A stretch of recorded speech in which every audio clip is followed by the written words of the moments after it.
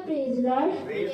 जैसा कि खुदावन ने हम सब लोग को पूरे दिन भर अच्छे से रखा और ये अब हम लोग को शाम दिखाई है जिसमें हम उसकी स्तुति और महिमा कर सके, तो आइए हम लोग प्रार्थना के चले। प्रार्थना में निवेदन करेगी सृष्टि। जीसस पापा, हम आपको धन्यवाद देते हैं कि आपने हम लोगों को ये शाम दी और हम लोग आपकी दी हुई शाम में अच्छे से स्तुति और महिमा करने वाले बन पा रहे हैं। जीसस पापा मानते हैं जो भी लोग कोरोना से पीड़ित अभी भी हॉस्पिटल में हैं उन सबको भी ठीक करिएगा कि वो सब भी अपने घर आराम अच्छे से पहुंचने वाले बन पाए। जीसस पापा, इस कोरोना महामारी को आपने इसलिए भेजा कि हम लोग सब कह रहे थे कि हम लोगों के पास समय नहीं है। आपने कोरोना महामारी को भेजकर हम लोगों को समय दे दिया। जीसस पापा, जितने लोग भी इधर उधर जो भी सड़क पे भूखे हैं उन सबको खाना पीना दीजिए। जीसस पापा, जितने लोगों के पास भी कुछ रहने के लिए नहीं है उनको रहने का स्थान दीजिएगा। जीसस पापा, और जितने लोग भी अपने अपने घरों में और हॉस्पिटलों में क्वारंटाइन है उन सबको भी ठीक रखिएगा और उन सबको जल्द से जल्द उन सब के घर पहुँचाइएगा। जीसस पापा, हम लोग सब ये भी मानते हैं कि ये जो प्रार्थना चल रही है ये सत्य बनी रहे। इस प्रार्थना को सुनिए और ग्रहण कीजिए। आमीन। Praise Lord. तो आइए हम लोग गीत की ओर चले। गीत का नाम है सेनाओं का यहोवा हमारे संग चले। सभी को मेरा प्रेज़ लॉर्ड।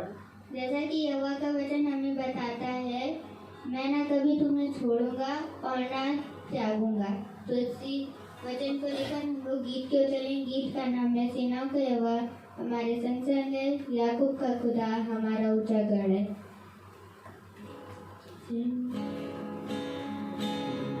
सेनाओं का यहोवा हमारे संग है, याकूब का खुदा हमारा ऊंचा गढ़ है। सेनाओं का यहोवा हमारे संग है, याकूब का खुदा हमारा ऊंचा गढ़ है। इसने आकाश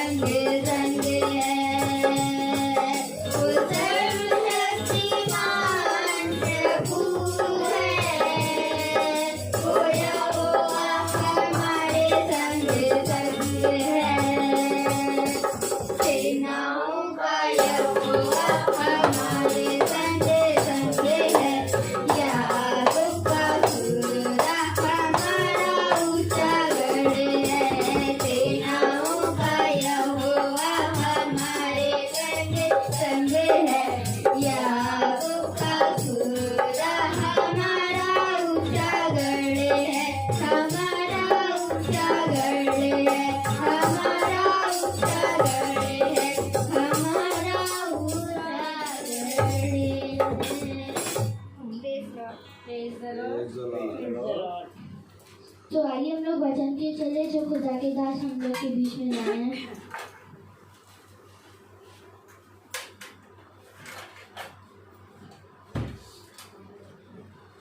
Praise the Lord.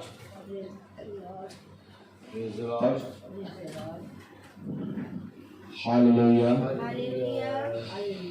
Hallelujah. Praise the Lord.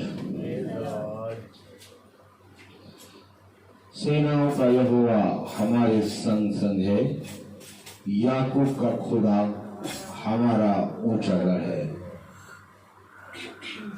उसने अब्राहम और इसहाक और याकूब का खुदा बताया। उसने कहा, सुन, मैं अब्राहम, इसहाक और याकूब का खुदा हूं। मेरे प्यारे भाई बहनों, खुदा ने अपनी आत्मा अब्राहम, इसहाक और याकूब पर बनाए रखा। याकूब को खुदा ने एक देश का नाम दिया और वो देश इज़राइल कहलाया। और खुदा ने कहा, यदि कोई मनुष्य आकाश और पृथ्वी की दूरी नाप सकता है, यदि कोई मनुष्य आकाश और पृथ्वी का जितना अंतर है वो जान सकता है, तब ही मेरी करुणा, मेरी दया इज़राइल से हटेगी। अर्थात इज़राइल को खुदा ने अपना पहलौठा माना। इज़राइल को खुदा ने अपनी प्रजा माना। इज़राइल को खुदा ने अपना पुत्र बनाया, क्योंकि बहुत जरूरी है खुदा के वचन पे कान लगाना। इज़राइल के बारे में खुदा ने कहा, यूहन्ना उसका पहला अध्याय और उसकी 47 वर्ष पढ़े। क्या लिखा है?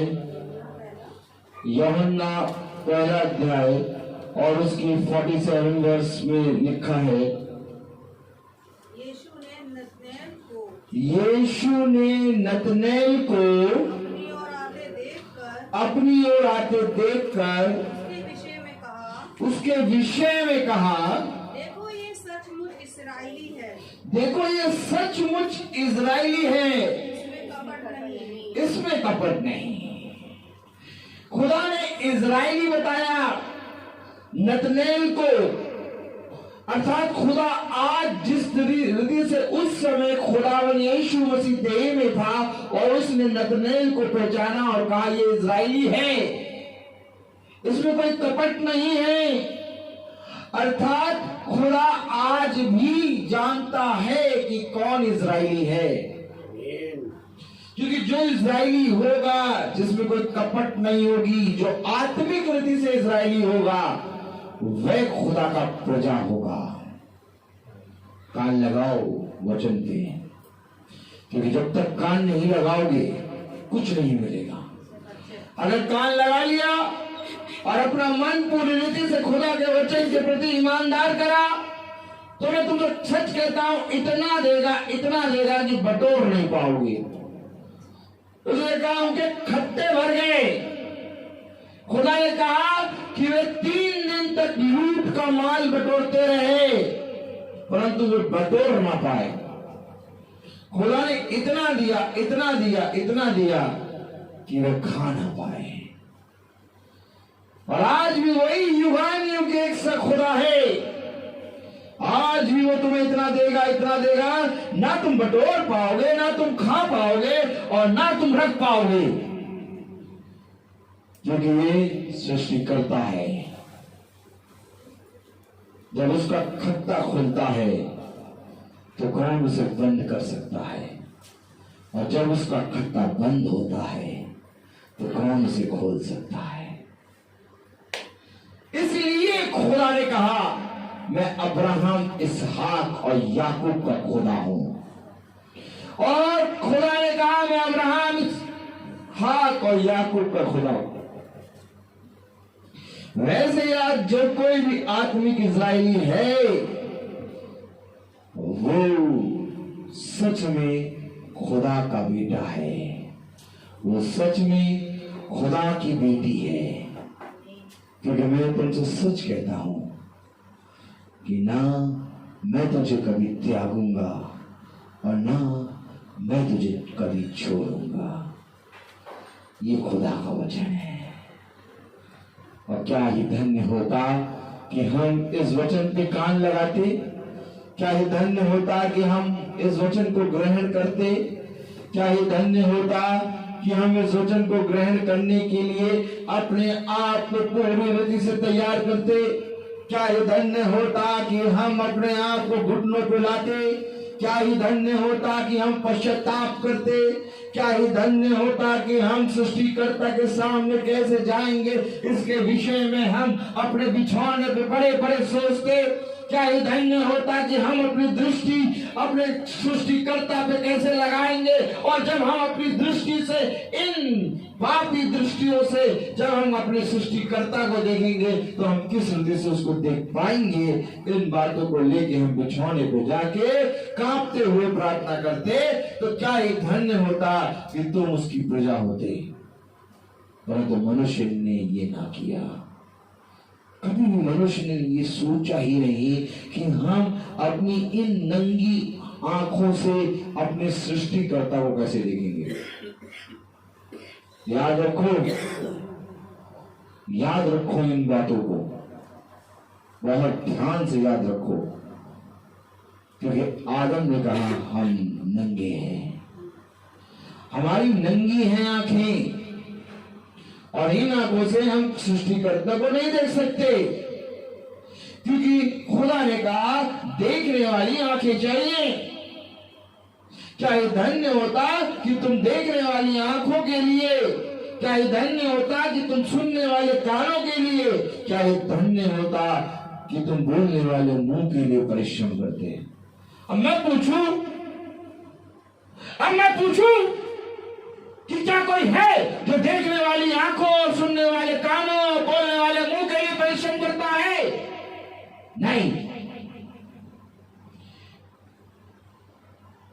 खुदा ने तो कहा ये देखते हुए अंधे, ये सुनते हुए बहरे और ये बोलते हुए गूंगे हैं। हमें परिश्रम करना है इस गूंगे और बहरे और अंधे से दूर हटके हमें देखने वाला, बोलने वाला, सुनने वाला बनना है। तब खुदा ने कहा जिसके कान हो वह सुन ले कि आत्मा कलीसिया से क्या कहता है। जिस जिसके कान हो वो सुन ले कि आत्मा कलीसिया से क्या कहता है। अर्थात अगर तुम्हारे पास सुनने वाले कान हैं तो सुनोगे। उसने कहा मेरे दास को देखो जिसे मैंने अपने दाहिने हाथ से थामा है। अब जिसके पास देखने वाली आंखें होंगी वो देखेगा। उसने कहा जा और जाके बता दे कि यहोवा यूं फरमाता है। तालियां नहीं बजेगी कि नहीं बजेगी कि एकदम एकदम मतलब क्या बताएं, एकदम मतलब गूंगे बहरे बन के ना बैठे। उसने कहा जाके बता दे कि यहोवा यूं फरमाता है। अब ये बताने वाला बोलने वाला मुंह तो चाहिए, देखने वाली आंखें चाहिए, बोलने वाला मुंह चाहिए, सुनने वाला कान चाहिए। Praise the Lord. तो हमें अपने आप को पवित्र करना है क्योंकि खुदा कलाम कह रहा पवित्र बनो क्योंकि मैं पवित्र हूं। खुदा का वचन कह रहा खुदा के निकट आओ तो खुदा भी तुम्हारे निकट आएगा। क्यों आखिर खुदा के वचन में लिखा कि खुदा के निकट आओ तो खुदा भी तुम्हारे निकट आएगा? क्यों लिखा है वचन में कि पवित्र बनो क्योंकि मैं पवित्र हूं? क्योंकि जब तुम पवित्र बनोगे, जब तुम खुदा के निकट आओगे तो तुम देखने, बोलने और सुनने लगोगे। और आज ये दिन प्रतिदिन की प्रार्थना हमारी आंखों, हमारे मुंह, हमारे कानों को सामर्थ्य देता है कि हम बोलने लगे, हम देखने लगे, हम सुनने लगे। क्योंकि एक है जो बोलता भी नहीं है और सुनता भी नहीं है और देखता भी नहीं। अभी मैं बाइबल में दिखाऊंगा आपको। एक है जो ना देखता, ना बोलता और ना सुनता है। तो अगर हम इसके पुत्र होंगे तो हम भी इसी की तरह होंगे। लेकिन अगर हम देखने, सुनने और बोलने वाले के पुत्र होंगे तो हम खुदा के पुत्र होंगे। अब अब्राहम बोलता था, अब्राहम देखता था। अब आप देखिए, सुनिए।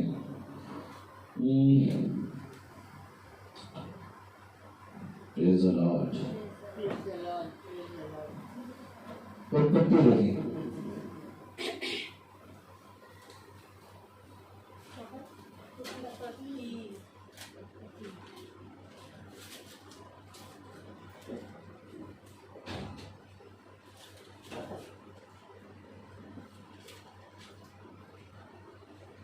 Praise the Lord. Praise the Lord. Praise the Lord. Praise the Lord.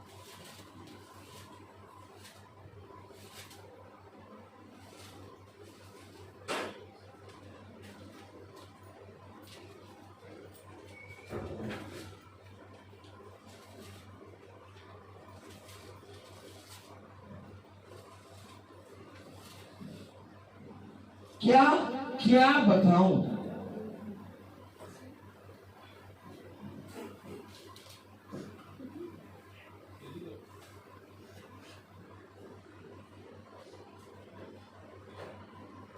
हाँ, उत्पत्ति 13वां अध्याय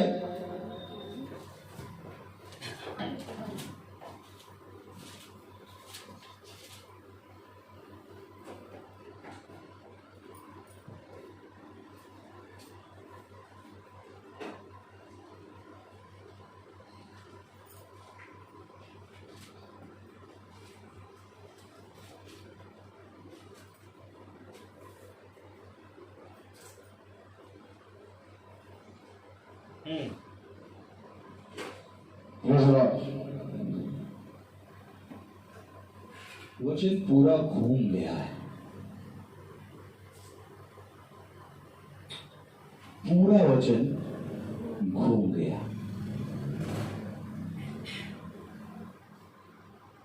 हम देखने, सुनने और बोलने की बात कर रहे हैं। वचन कहां से घूमा, क्या कोई बता पाएगा? वचन घूमा सेनाओं का यहोवा हमारे संग है, याकूब का खुदा। यहां से वचन घूमा है, याकूब का खुदा। अगर याकूब का खुदा है तो हमें याकूब को पकड़ना है। यहां से वचन घुमा है, क्योंकि वचन खोला कुछ और था और घुमा यहां पर याकूब के पास। अब्राहम, इसहाक और याकूब का खुदा हूं, इसको बता। अभी खुदा ने मुझसे कहा इसको बता, क्या बताया जा रहा है? मैंने कहा खुदा गूंगा बहरा अंदर दिखाया जा रहा हूं। कह रहा इससे पहले गूंगा बहरा अंदर दिखा, पहले दिखा कि ये अब्राहम का खुदा क्यों है, क्यों है ये इसहाक का खुदा, क्यों है ये याकूब का खुदा। यूं ही नहीं कह दिया खुदा है मैं अब्राहम, इसहाक और याकूब का खुदा हूं। और अगर इनके वंश के होगे तब तो तुम मेरे पुत्र पुत्रियां होगे, और अगर इनके वंश के नहीं हो तो तुम्हारा मेरा कोई नाता नहीं। जाओ और जाकर उनसे कह देना कि मैं उन्हें नहीं जानता। वो कहेंगे, वो बोलेंगे कि हमने तेरे विषय में ये किया, हमने तेरे विषय में ये किया। उससे कह दो कि मैं ना उन्हें जानता और ना मैं उनको मानता हूं, क्योंकि मैं अब्राहम, इसहाक और याकूब का खुदा हूं। ये वचन झूठा हो जाएगा, ये वचन झूठा हो जाएगा अगर खुदा अब्राहम और इसहाक से फिर गया। नतनेल को पहचान रहा है ये इजरायली है, और गवाही दे रहा है कि ये इजरायली है, इसमें कोई कपट नहीं है। देखो ला रहा है कहां? अब्राहम, इसहाक, याकूब के घराने में। क्यों आखिर जक्कई को उसने कहा ये अब्राहम के वंश का है, ढूंढ रहा है, चुन रहा है। क्या ही धन्य होता, याजक को देखो, क्या ही धन्य होता कि तुम उसके दाहिने हाथ को देख पाते। स्वर्ग से दाहिना हाथ उठा के इस विपत्ति में, इस समय में खुदा अपने लोगों को चुन रहा है। और अगर तुम चुनना चाहते हो कि तुमको खुदा चुने, कान लगा लो, कान लगा लो। जक्कई के घर जाके आखिर क्यों कह रहा ये अब्राहम के वंश का है? क्यों नतनेल को कह रहा ये इजरायली है? क्यों गवाही दे रहा? क्योंकि खुदा अपने वंश को बढ़ा रहा है।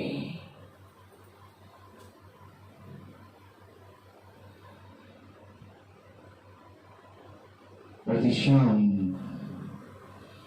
इस प्रार्थना सभा का केवल एक मकसद है कि हम उद्धारकर्ता यीशु मसीह के वचन को जाने और हमारा उद्धार हो, और कोई मकसद नहीं है।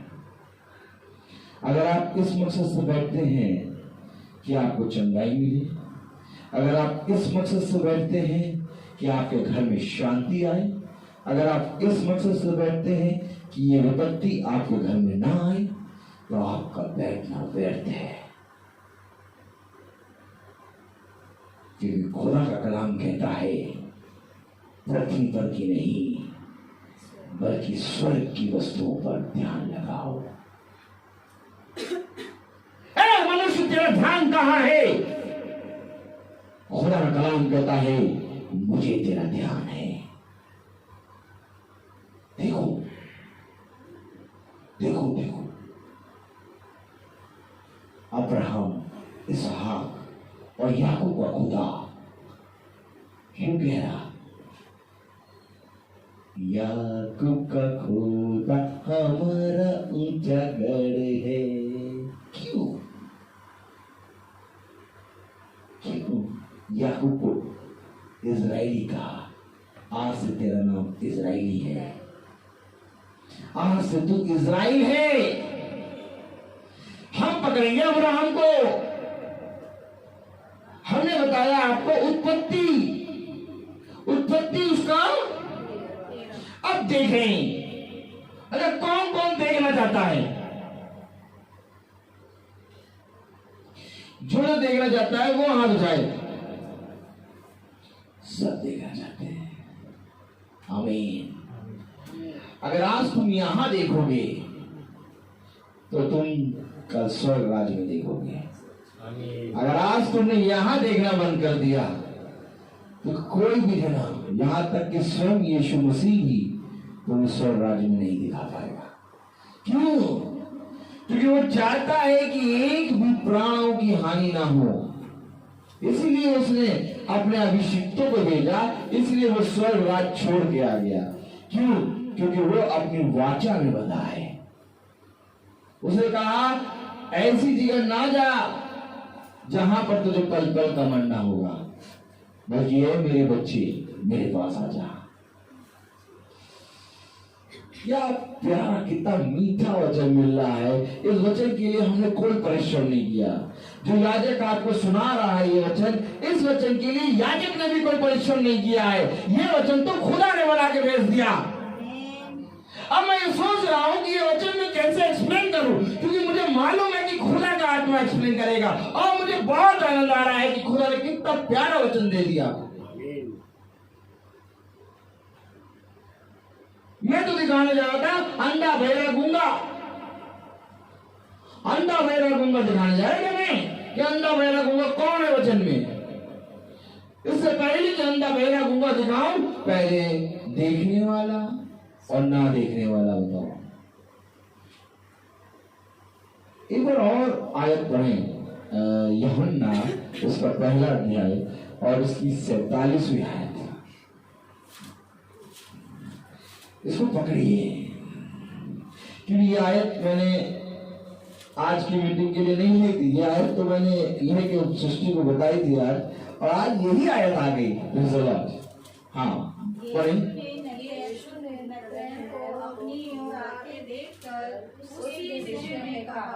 कोई और नहीं कह रहा, यीशु मसीह कह रहा है। और वचन कहता है, वचन बताता है एक बिचवाई हमारे बीच में है। और ध्यान सुनिएगा, हमारे बीच में एक बिचवाई है जिसने हमारी बात को लगाया है। आगे बढ़ रहा होगी नहीं, तो ये बिचवाई आ गया। यीशु मसीह बिचवाई है। अच्छा, बिचवाई वो कब तक है मालूम है? कब तक है बिचवाई? वो कब तक है बिचवाई? वो तब तक है जब तक इस पृथ्वी पे दया है। जैसे ही इस पृथ्वी से दया उठी, न्यायकर्ता बन जाएगा न्यायकर्ता। अब मैं इसके विषय में आपको एक बात बताऊं, सुनिए और ध्यान सुनिएगा, कान लगाइए। एक डाकू था। वो डाकू जो है खूब अपराध करता था। इतने अपराध करा, इतने कत्ल करे, इतने हत्या करी, इतनी चोर चकारी करी कि उसको मालूम था कि जिस दिन मैं पकड़ा जाऊंगा उस दिन मैं फांसी चढ़ जाऊंगा, कोई मुझे बचा नहीं पाएगा। एक दिन वो पकड़ा गया, और जब पकड़ा गया तो उसको विश्वास था कि मैं फांसी चढ़ूंगा। उससे पूछा गया, भैया कोई वकील करोगे? उसने कहा अरे कोई भी वकील कर ले, कोई नहीं बचा पाएगा, इतना अपराध किया। उसने कहा आप ही हमारी तरफ से कोई सरकारी वकील कर दीजिए। तो तहसील में एक सरकारी वकील उनके लिए कर दिया। अब जब वो पेश किए गए तो जो वकील किया गया था, उस वकील ने केस लड़ा, और जब केस लड़ा तो वो केस जीत गया। केस केस जीत गया। अब वो बहुत खुश, कह रहा ये बहुत बढ़िया वकील मिला हमको, जिसने मुझे मतलब फांसी के फंदे से बचा लिया। अब जब वो बाहर निकला तो जितना बुरा काम करता था उसका 2 गुना और बुरा, 10 गुना और बुरा करने लगा। फिर पकड़ा गया। अब जब पकड़ा गया तो उसने अपने साथियों से कहा, जाओ जाके उसी वकील को मेरे लिए ढूंढ के लाओ। मेरा सब ढूंढने गया, वो वकील मिला ही नहीं। चलो खैर नहीं मिला, कैसे कैसे इसने एक वकील कर लिया। अब जब वो अपने तहसील के अंदर पहुंचा मुकदमे के लिए, तो उसने देखा कि वो जो जज बैठे वो वाले वकील हैं। समझो वचन को, मैंने क्या रखा, बिचौलिया है, अभी वो न्यायकर्ता बनेगा। वो डाकू खूब हंसा,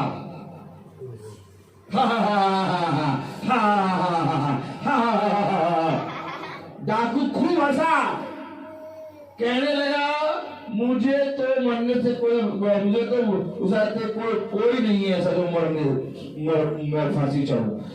अरे इन्हीं ने तो मुझे बचाया था, अब तो यही जल बन गया, ये मुझे बचा ही नहीं।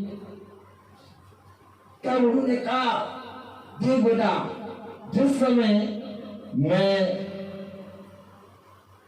तेरा वकील था उस समय मेरा काम था कि तेरे सारे पापों को क्षमा करना, दया बनी रहे पृथ्वी पर। जब तक हम जिंदा हैं खुदा की दया बनी है, और उस दया के कारण हमारे पाप क्षमा होते जाते हैं, और इस दया के कारण ही हम और पाप करते जाते हैं। हम सोचते हैं अरे प्रभु की दया तो बनी है।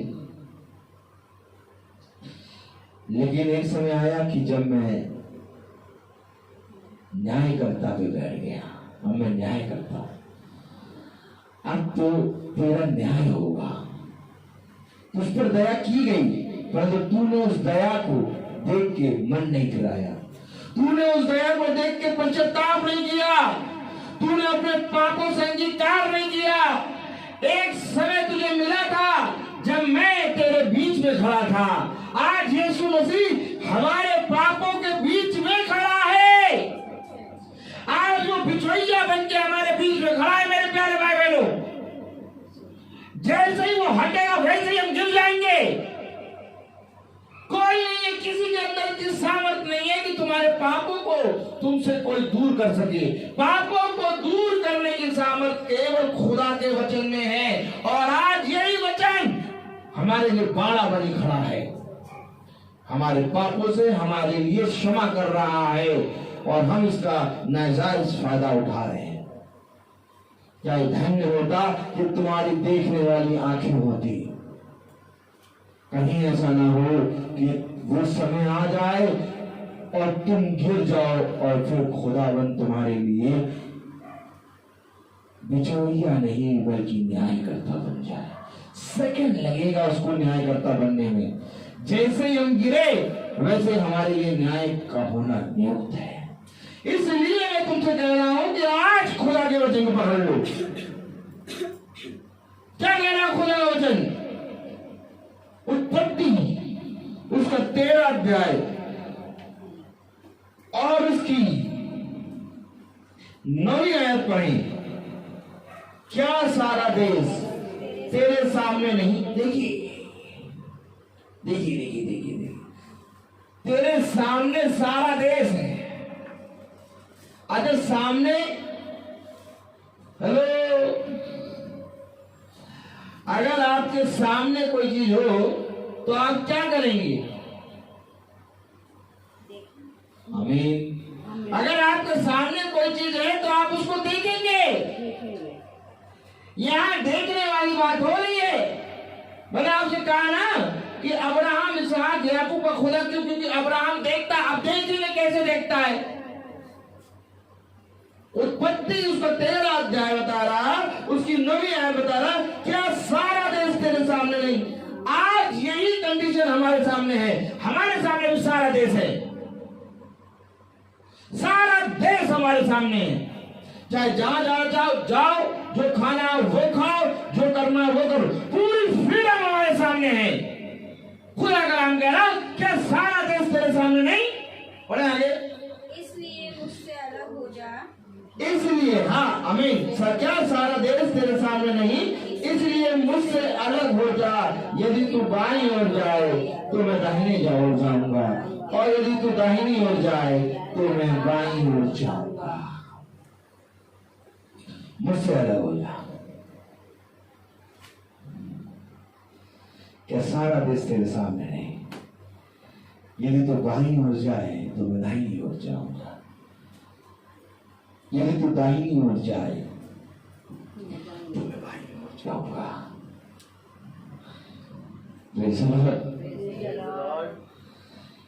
लेकिन ये सारा देश तेरे सामने है। किसके सामने? लूत के सामने। बहुत ध्यान से सुनिए, सारा देश अब्राहम ने लूत के सामने रखा, अपने सामने नहीं।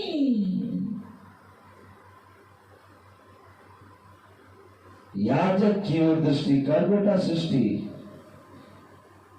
सर ना झुका, सर पर कर ले, क्योंकि याकूब का खुदा हमारा ऊंचा गढ़ है।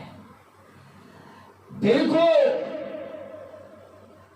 अब्राहम ने सारा देश लूत के सामने रखा,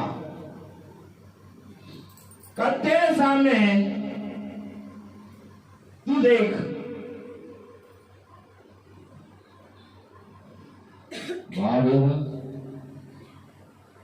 तू देख, तेरे सामने है। क्या अब्राहम नहीं देख सकते थे? क्या अब्राहम के सामने देश नहीं था? क्या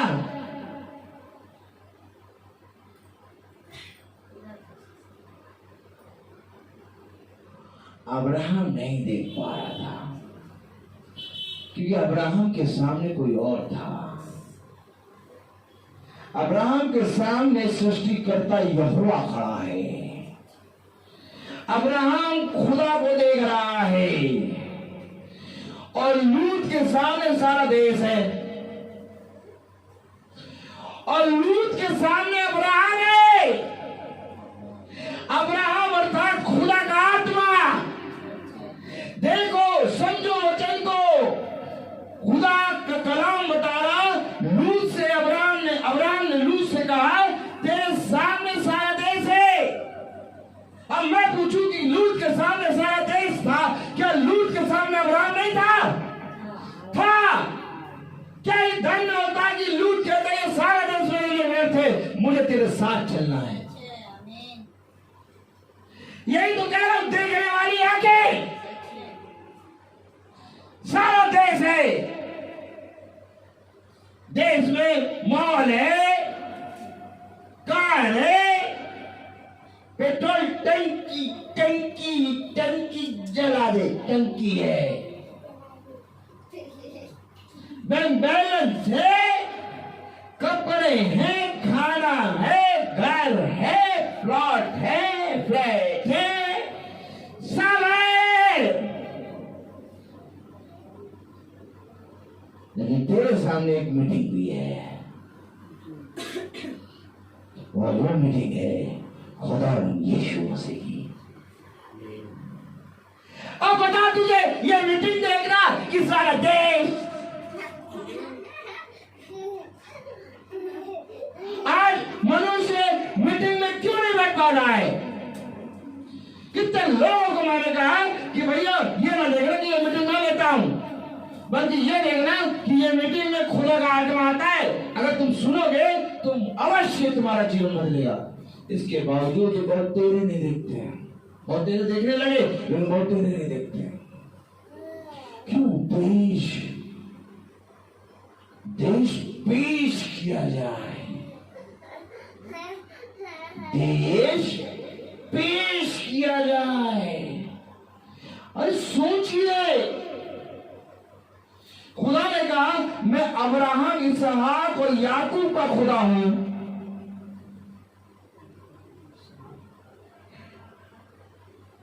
लूत के सामने अब्राहम खड़ा है, और अब्राहम लूत से कह रहे थे सामने सारा देश है।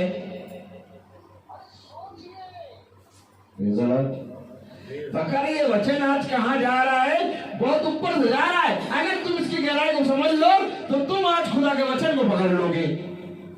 आज तुम्हारे सामने सारा देश है और तुम्हारे सामने ये मीटिंग है। आज तुम्हारे सामने थोड़ा जाना है, यहीं तक जाना है। कहां? यहीं तक जाना है। आज तुम्हारे सामने ये भी है कि यहीं तक जाना है और तुम्हारे सामने मीटिंग भी है। आज तुम्हारे पास ये भी है, अरे वो बढ़ाना है, वो आ रहे होंगे, बढ़ाना, जल्दी बढ़ाना है, बनाना भी है और तुम्हारे सामने मीटिंग भी है। सुनो थके अभी सो रहे हैं, मीटिंग के बाद में भी देख लेंगे। वो तो रोज होती है और बहुत तेज नींद आ रही है, अब सोने दो। तुम्हारा सोना भी है, मीटिंग भी है। दीदी कलाम में क्या लिखा है, पढ़िए जरा। उत्पत्ति उस बच्चों को हंसने तो रोको नहीं, क्योंकि वचन बताता है तुम आनंदित होंगे।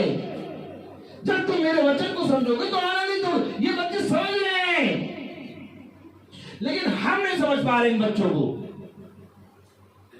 वचन समझो। उत्पत्ति 13 अध्याय क्या कह रहा है, देखो पढ़ो। क्या सारा देश तेरे सामने नहीं? क्या सारा देश तेरे सामने? सारा देश में नींद अच्छी 5 बजे भैया रख दिया, गर्मी में 5 बजे 5:30 6 बजे रखना चाहिए बेटी।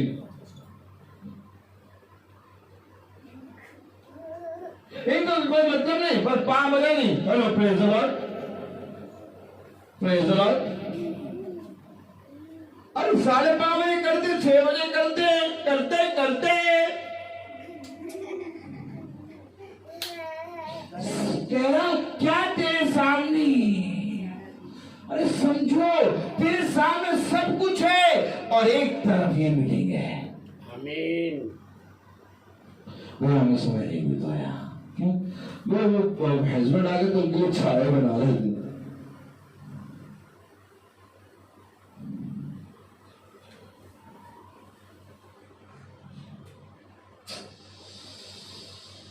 हाय हाय,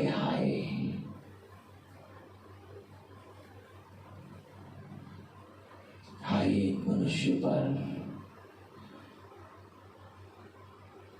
जो मेरे वचन को नहीं जानते। क्रूस से कह रहा है ये नहीं जानते कि ये क्या कर रहे हैं। लूत नहीं जानता था कि वो अपने सामने खुदा को खड़े देख रहा है। अब्राहम नहीं था वो, अब्राहम के अंदर खुदा है और कह रहा है सारा देश है और मैं उसका मैं छुपा हुआ था, लेकिन इस मैं को लूत नहीं देख पाया।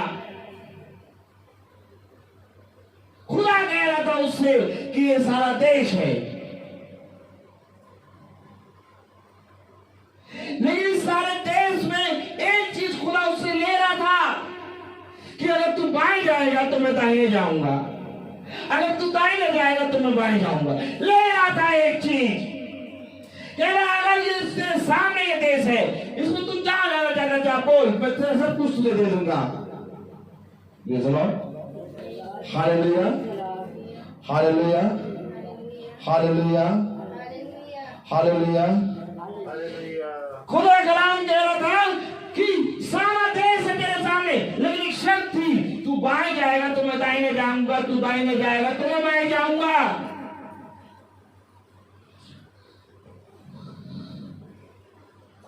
अर्थात मैं तुझसे दूर हो जाऊंगा। अब मैं तुमसे पूछूं, अदन की वाटिका में एक जीवन का वृक्ष था, बोलो आमीन। एक भले और बुरे ज्ञान के वृक्ष का फल था, आमीन, वृक्ष था। खुदा ने कहा कि इसको खाएगा तो अवश्य मर जाएगा और मैं तुझसे दूर हो जाऊंगा। देखो वही वाली बात आ रही थी यहाँ पर, वही वचन यहाँ पर भी आ रहा है। जीवन का वृक्ष खड़ा हुआ है, अब्राहम के रूप में, और भले और बुरी ज्ञान का वृक्ष सारा देश, सारा देश। क्या कहा, किसको चुनोगे? चुनो चुनो चुनो। जैसे ही मीटिंग का समय होगा वैसे ही कॉल आना शुरू होगा, या तो कॉल रिसीव करो या तो मीटिंग में हो। तो कभी भी कोई मीटिंग का कुछ भी नहीं सोचता, पहले कॉल रिसीव करेगा। यहां तक कि मीटिंग चल रही है तो चलती मीटिंग में कॉल आ जाएगा तो वो उसको मीटिंग को छोड़ के कॉल रिसीव करेगा। अच्छा, इसको देख के भी आनंद आता है मुझे कि मीटिंग चल रही है और चलती मीटिंग में कॉल आ जाए तो उठ के जाएगा, तो ऐसी बात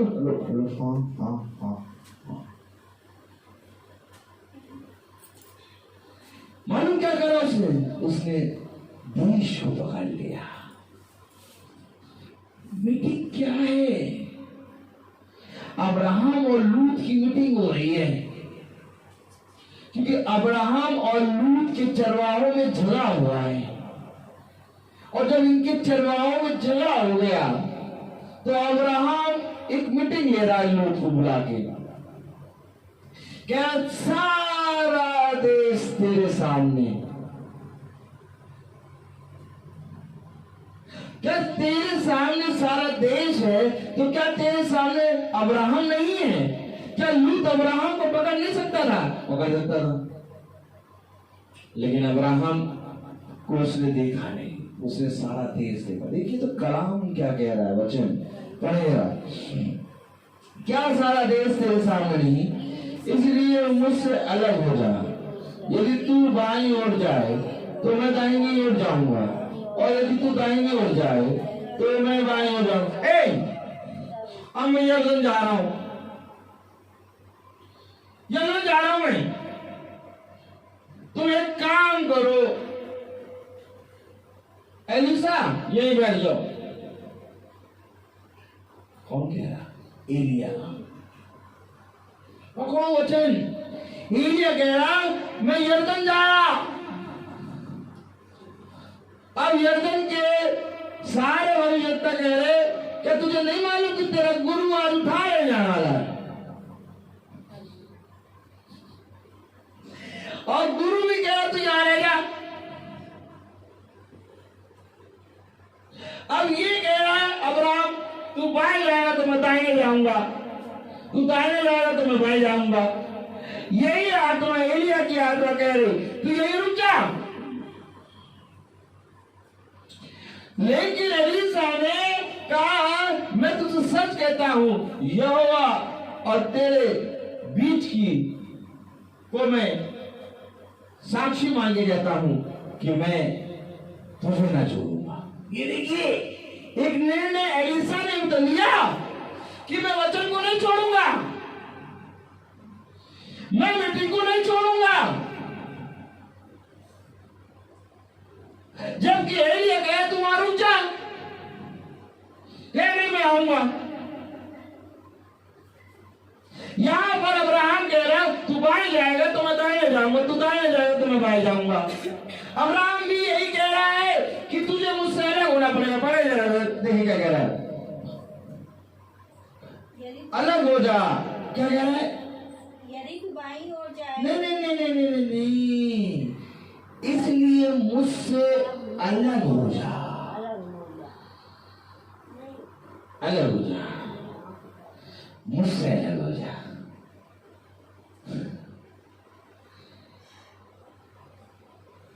और यही बात यीशु मसीह कह रहा, जब 70 चेले चले गए तो 12 से गया, तुम्हें जाना है तो भूल जाओ। आत्मा देखो वही है, आत्मा को पहचानो। तुम अगर अब्राहम को देखोगे, तुम अगर एलिया को देखोगे, तुम अगर एलिसा को देखोगे, अगर तुम उन 70 चेलों को देखोगे, अगर तुम उन 12 चेलों को देखोगे, कभी खुदा का आत्मा नहीं देख पाओगे। खुदा का आत्मा एक बात करता है, जिस समय उस समय अब्राहम के अंदर से कह रहा तुझे मुझसे अलग, तू मुझसे अलग हो जा। वैसे ही उसी समय यीशु मसीह भी कह रहा है कि तुम्हें जाना तो तुम भी जाओ। हेलो, तभी एलिसा का आत्मा जो एलिसा के अंदर था पतरस के अंदर आया, कह रहा तुझे छोड़ के कहां जाए। सारा देश खाली था, कह रहा तुम्हें जाना तुम जाओ। अब वो जाते तो खुदा हमको ऐसे विदा नहीं करता, खुदा बहुत सी चीजें दे के भेजता, लेकिन खुदा से अलग हो जाते हैं। अब मैं तुमसे कहूं, आदम और हवा जब खुदा के पास चले गए तो क्या आदम और हवा को खुदा ने आशीष नहीं दी? कहा तुम इस पृथ्वी के अधिकारी हो गए, नहीं मेरा और तुम्हारा दूरी हो गई। देखो देखो देखो देखो, वो ऐसे विदा कभी नहीं करता है, कभी नहीं विदा करा उसने। कभी एक बार खुदा की आत्मा को पहचान जाओगे, तुम्हें हर जगह खुदा का आत्मा नजर आएगा। तुम कहोगे नहीं ये एलिया नहीं है, ये एलिया नहीं है, ये खुदा है। आप बहुत तेजी में लड़ाई कर रहे हैं, मालूम क्या लड़ाई कर रहे हैं? बताओ क्या लड़ाई कर रहे हैं?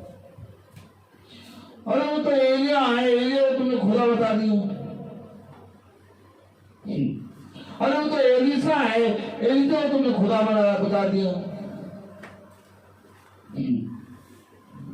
अरे वो तो अब्राहम है, अब्राहम को तुमने खुदा बता दिया। ऐसे करो, ऐसे करो। अरे वो तो मूसा है, मूसा को तुमने खुदा बता दिया। लेकिन वचन कह रहा है कि तो उनके लिए खुदा है।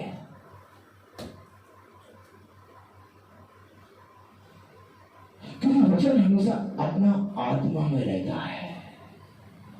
अगर तुम आत्मा पकड़ोगे तो स्टेप बाय स्टेप तुम्हें सब कुछ दिखाई देगा।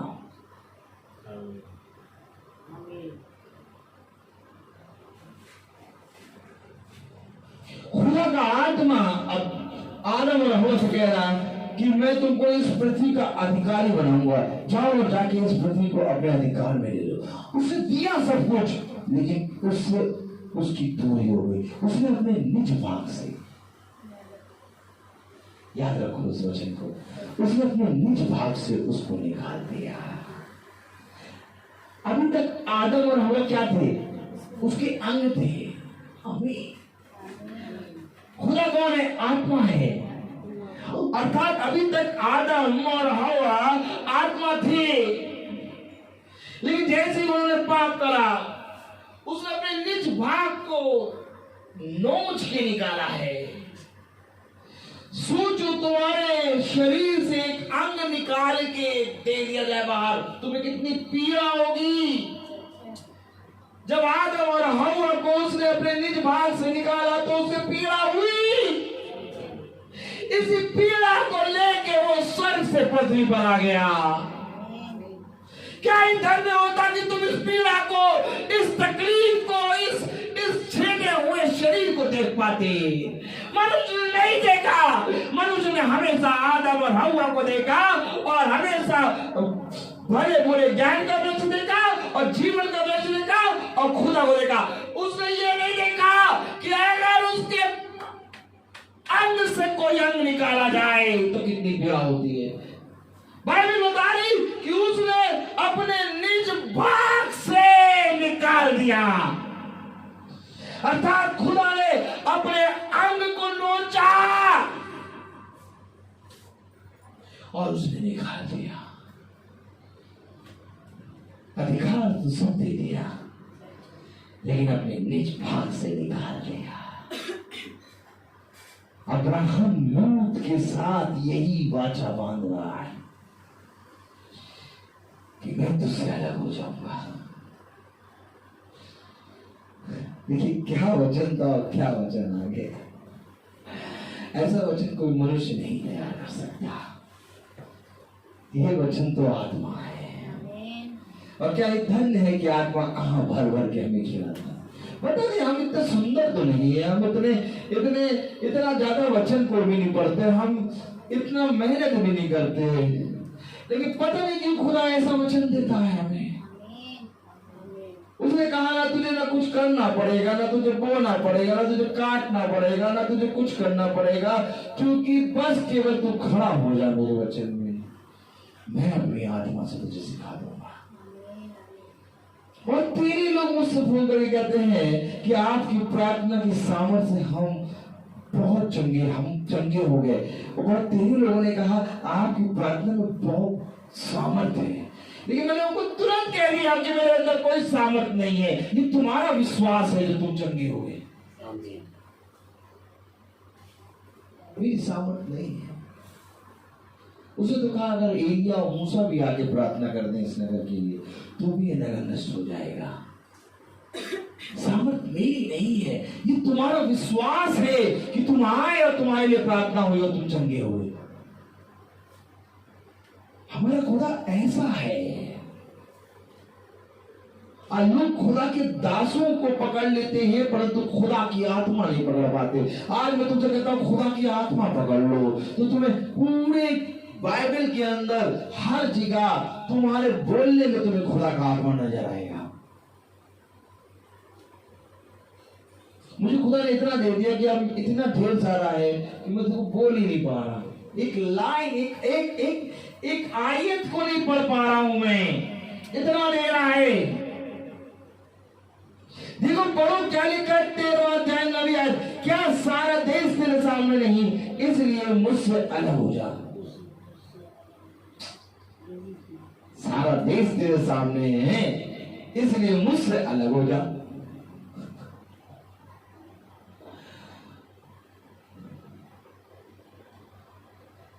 आज आपके सामने भी पूरा देश है, वचन क्या है, मुझसे अलग हो जा। अब कौन कौन इससे अलग होगा, और जो सामने देश है वहां जाएगा, और कौन कौन इसके साथ रहेगा वो हाथ उठाए।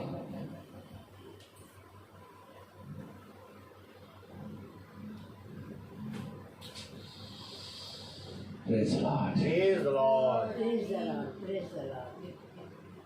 क्या तेरे सामने सारा देश नहीं, इसलिए मुझसे अलग हो जा।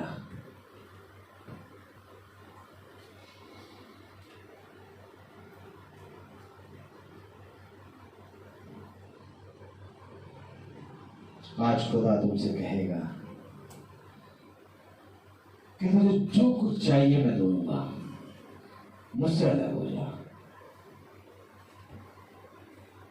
परीक्षा लेगा वो,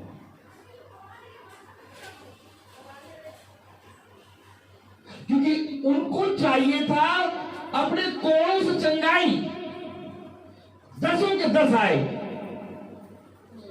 अब मैं तुमसे पूछूं, उनके सामने खुदा खड़ा है यीशु मसीह, 10 के 10 आए और उनको जो चाहिए था खुदा ने दिया।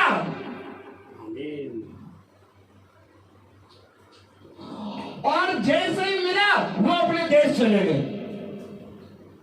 उनके सामने देश भी था और खुदा का यीशु नासरी भी था। अब मैं कहूं कि खुदा ने क्या नहीं पूछा कि वे क्यों नहीं आए, क्योंकि वे अपने देश चले गए। क्या तेरे सामने सारा देश नहीं, लेकिन तुझे मुझसे अलग होना पड़ेगा। एक आया और ये जो आया है ये अब्राहम के वंश का है, एक आया, बाकी 9 के 9 जो चाहिए था लिया और देश में चले गए।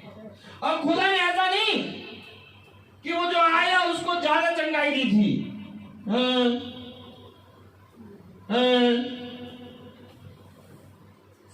10 कोड़ी का दृष्टांत तो सुना देते हो और ये क्यों नहीं बताते कि वो 9 को थोड़ा कम मिली थी चंगाई,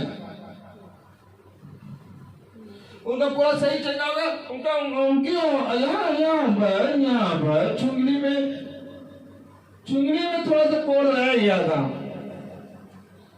अरे 10वें वाले को पूरी चंगाई मिल गई इसलिए आ गया। अब खुदा ने इस बात पे पूछा था ताकि कोई मनुष्य कह ना पाए कि उनको 9 को कम मिली थी, वो इसलिए चले गए और एक तो पूरा चंगा हो गया था, वो आ गया। इसलिए खुदा ने पूछा, क्या वे चंगे नहीं हुए?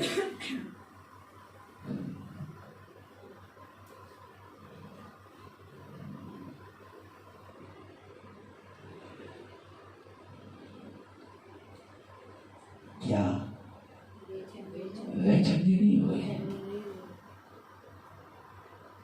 ये वचन कहां लेके जाओगे इस वचन को?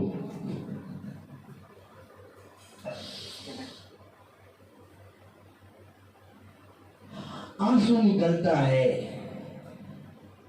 दिल रोता है जब इस वचन से दूर होता है। इसे तो यहेजकेल में लिखा है कि वो दुख से भर गया,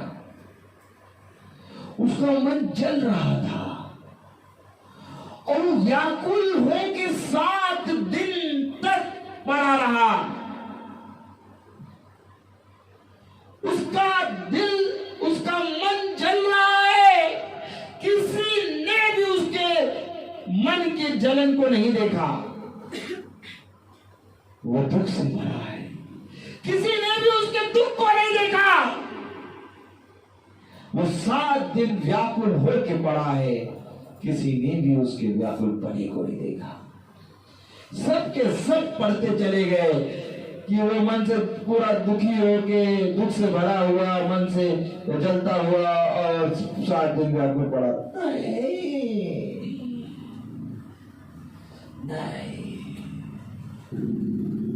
क्या धन्य होता कि तुम खुदा की आत्मा को देखते।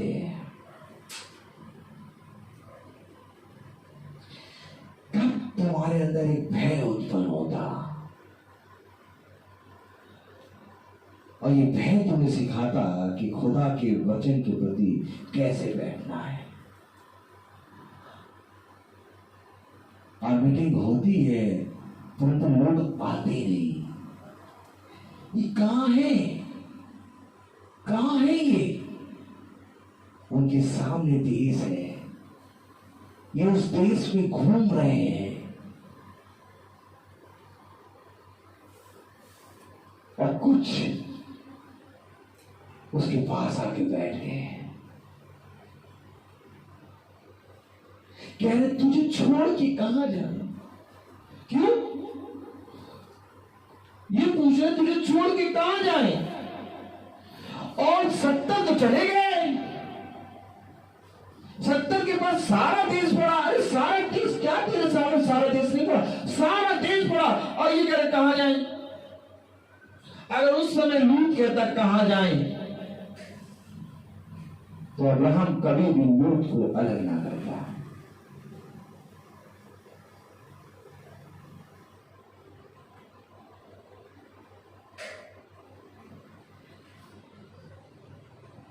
लोग सोचते होंगे ये 5 बजे प्रार्थना करने खड़े हो जाते हैं,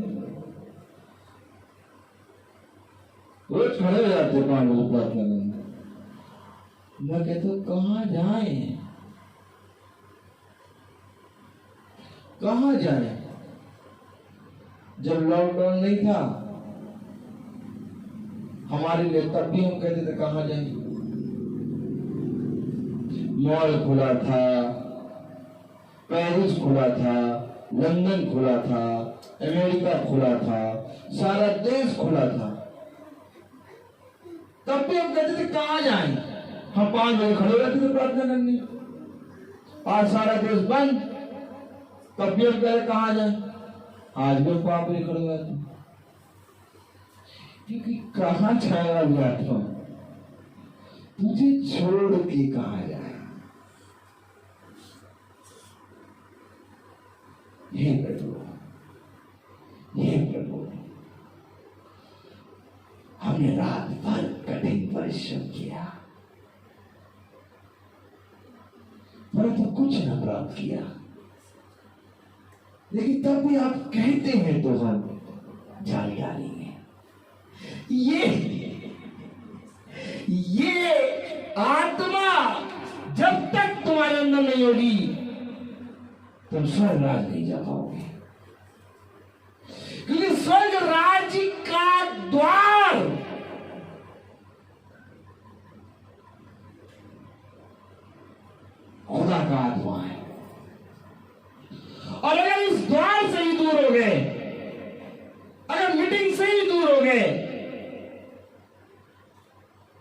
साफ साफ कह रहे हैं, मैं तेरे घर आया परंतु तूने द्वार ना खोला।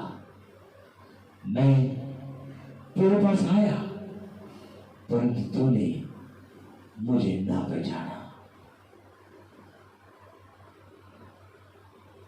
खुदा हर पल हमारे पास आया, अर्थात स्वर्ग का द्वार हर पल हमारे पास आया, परंतु हमें ने उस द्वार को देखना ना चाहा। तब खुदा निकोदेमुस से कहता है, मैं तुझे सच कहता हूं कि जब तक तू बालकों के समान ना फिरे और नया जन्म ना ले, तब तक तो स्वर्ग राज में प्रवेश न करना। क्यों नहीं प्रवेश कर पाएगा? क्योंकि एक समय होगा कि यही स्वर्ग राज तुझसे दूर हो जाएगा। मैं तुझसे पूछूं, क्या वो 70 चेले बाद में आए? नहीं आए। मैं तुझसे पूछूं कि आदम और हव्वा क्या बाद में पछताए नहीं कि हम उसके निज भाग से दूर हो गए? सारा अधिकार था उनके पास, लेकिन तब भी वे रोते थे। आदम और हव्वा रोते थे, उनके पास पूरी सृष्टि का अधिकार था, सारा देश उनके सामने था, लेकिन तब भी वे रोते थे। क्यों?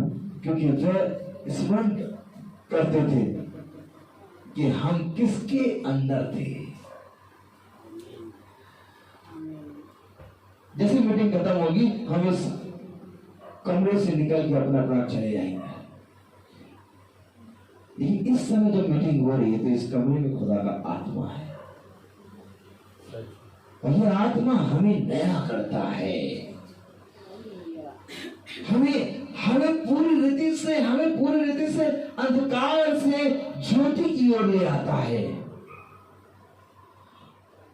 संसार में कलह है, कलेश है, बंधन है, लेकिन हमारा जीवन नया हो जाता है। हमें पता नहीं लगता कि क्या हो रहा। मैं इस वचन को अब कल ही बताऊंगा, एक ही आयत पढ़ पाया मैं, लेकिन मैंने आपको बता रहा हूं कि जैसे जैसे खुदा चलाएगा वैसे वैसे हम चलेंगे, क्योंकि ये जरूरी नहीं है कि हम पूरा पढ़ लें। खुदा आत्मा जहां तक गाइड करता है, हमें वहां तक पूरी रीति से ईमानदारी से चलना है। आज केवल ये बात समझ लीजिए, आपके सामने सारा देश है, लेकिन एक चीज है उसके साथ, पढ़िए, क्या सारा देश तेरे सामने नहीं, इसलिए मुझसे अलग हो जा, बस इसको देख लो। अगर सारा देश में जाओगे तो मुझसे अलग होना पड़ेगा, बस इसको भर लो। उसने अब्राहम, इसहाक और याकूब का खुदा क्यों बताया? इसलिए कि सारा देश था सामने, परंतु अब्राहम खुदा के साथ था। खुदा ने क्या ये वचन में नहीं कहा, जिस तरह से तूने पृथ्वी पर मुझे नहीं छोड़ा, वैसे मैं भी तुझे कभी ना छोड़ूंगा। उस दिन दिखाया था एलिसा की कब्र, मुर्दा जीवित हो गया। और आज भी मैं कहूं कि अगर तुम्हारे अंदर धर्मी मनुष्य है, अगर खुदा का विश्वास है, तो आज भी तुम्हारे जीवन से मुर्दा जीवित हो जाए। मुर्दा क्या होता है? ये मुर्दा समझते हैं मरने को, लेकिन मुर्दा वो नहीं है खुदा के वचन में। खुदा कहता है तुम आत्मा में मरे हो, तुम्हें मैं आत्मा में जीवित करूंगा। आज मनुष्य आत्मा को जानता ही नहीं है, आज मनुष्य केवल शरीर को जानता है। उससे मरने की बात करो तो वो सोचेगा मर जाएंगे, उससे जीवन की बात करो तो जीवित है।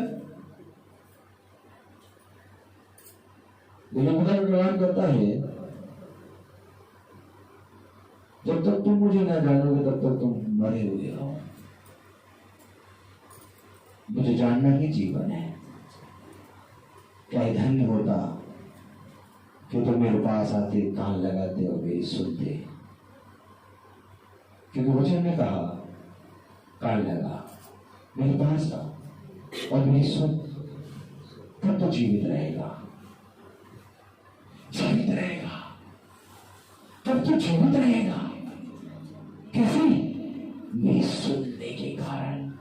मेरे पास आने के कारण, कान लगाने के कारण। और आज मेरे लिए यही हो रहा है। कल हम इसको देखेंगे। हर एक चीज का समय है। हम प्रार्थना में चलेंगे और मेरा निवेदन है हमारी मम्मी से कि वो प्रार्थना में अगुवाई करे। धन्यवाद हे प्रभु, मैं आपको बहुत बहुत धन्यवाद देती हूँ कि आपने हम लोगों को सबको इतनी बीमारी, इतनी तकलीफ से ठीक किया। कभी सोचा भी नहीं था कि इतनी जल्दी ठीक हो जाएंगे। हम लोगों को ताकत है, हिम्मत दी, और जो बीमार हार रहे उन पर ठीक करेगा मेरे खुदा। जो कोरोना से निकेटिव आई है, हमारे भाई की लड़की, उसको भी तबीयत उसकी ठीक हो जाए, और भाई की तबीयत ठीक हो गई, उसके ससुर को भी कोरोना, जिसको तकलीफ है उनको ठीक करिए मेरे खुदा बाप। मैं अपने दिलो मन से दुआ मांगती हूँ।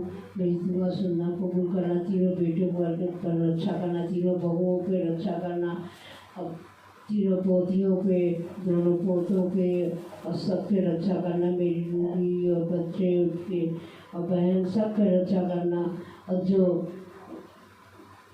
नया मेहमान आने वाला है बेटा के, वो भी अच्छा रहे। आपको बहुत बहुत धन्यवाद खुदा बाप। आपसे मैं विनती करती हूँ कि सब आपने जैसे हम लोग को खुशहाल रखा है, ऐसे सबको रखें खुदा बाप। हर बीमारी, हर दुख तकलीफ से बचाना। आमीन। हे हमारे पिता जो स्वर्ग में है, तेरा नाम पवित्र माना जाए, तेरा राज्य आए, तेरी इच्छा जैसे स्वर्ग में है वैसे इस पृथ्वी में पूरी हो। हमारा प्रतिदिन का आहार हमें दीजिए, और हमारे अपराध हमें क्षमा करिए जैसे हम भी अपराधी को क्षमा करते हैं, और हमें परीक्षा में न डाल परंतु बुराई से बचा। अब हमारे खुदावन यीशु मसीह का फजल, खुदा बाप की मोहब्बत, पाक रूह की रिफाकत और सराखत हम में से हर एक विश्वासी जन के साथ अब से लेकर अनंत काल तक होती रहे। आमीन।